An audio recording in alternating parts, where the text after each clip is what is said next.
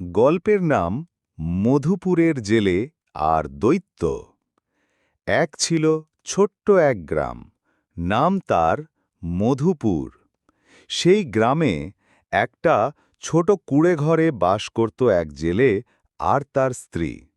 তারা খুবই সাদামাটা জীবন কাটাত, কিন্তু ছিল সুখী। প্রতিদিন জেলে যেত নদীতে মাছ ধরতে। সেই মাছ বাজারে বিক্রি করে সংসার চলত ভালোই।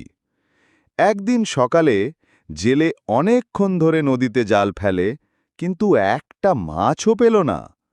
খুব চিন্তায় পড়ে গেল সে। আজ রাতে আমরা খাবো কি? আবারও সে জাল ফেলে। এবার জালে মাছ নয়, উঠে এলো একটা মাটির কলস। কৌতূহলে কলসের ঢাকনা খুলতেই হঠাৎ বড় এক দৈত্য বেরিয়ে এলো। জেলে তো ভয়ে জমে গেল। দৈত্য বলল, তুমি আমাকে মুক্ত করেছ, এখন আমি তোমার গোলাম, যা চাও তাই পাবে।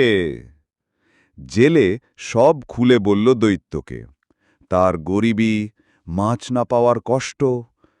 দৈত্য বলল, ঠিক আছে, তুমি বাসায় ফিরে যাও, কাল সকালে নদীতে এসো।